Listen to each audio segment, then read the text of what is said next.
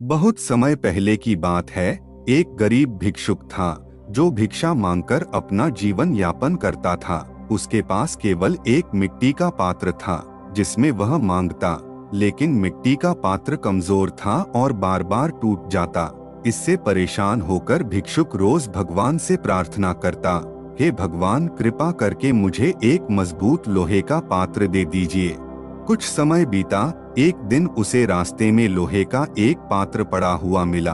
उसने खुशी खुशी उसे उठा लिया और उसमें भिक्षा मांगने लगा। अब उसका जीवन पहले से थोड़ा आसान हो गया था, लेकिन लोहे के पात्र से संतोष नहीं हुआ। भिक्षुक ने भगवान से फिर प्रार्थना शुरू कर दी, हे भगवान, अब मुझे एक चांदी का पात्र दे दो। कुछ दिनों बाद उसे एक चमचमाता चांदी का पात्र मिल गया। वह बेहद खुश हुआ और इसे अपनी सबसे कीमती संपत्ति मानने लगा। लेकिन उसका लालच यहीं खत्म नहीं हुआ।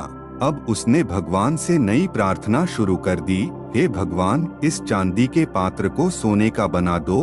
यह प्रार्थना उसकी दिनचर्या बन गई। सालों तक वह इसी तरह प्रार्थना करता रहा। भगवान उसकी लगन और लालच को देखकर मुस्कुराए और सोचा, अगर यह व्यक्ति 3 बार और यही प्रार्थना करेगा तो मैं इसे इसका सोने का पात्र दे दूंगा।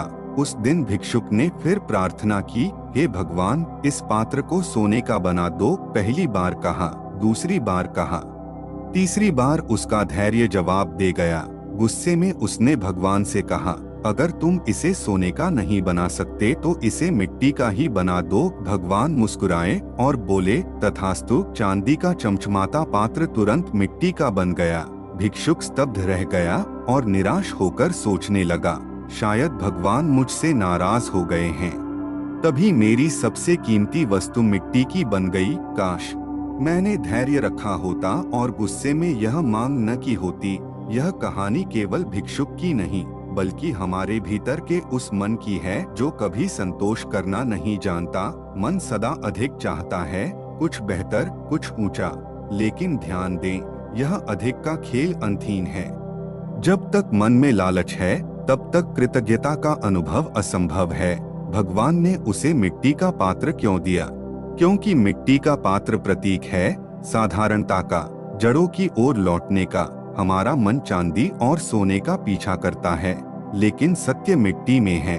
यह मिट्टी हमें सिखाती है कि जीवन को उसी रूप में स्वीकार करना चाहिए जैसे वह है। गुस्सा और अधीरता जीवन के प्रवाह को रोक देते हैं। ध्यान में धैर्य का महत्व है। जब आप पूर्ण विश्वास के साथ प्रतीक्षा करते हैं, तब अस्तित्व आपके लिए सर्वोत्तम का प्रबंध करता है। याद रखें, कृतज्ञता जीवन का सबसे सुंदर गुण है। लालच आपके मन का एक भ्रम है, वह आपको वर्तमान क्षण से दूर करता है। धैर्य ही ध्यान का पहला कदम है।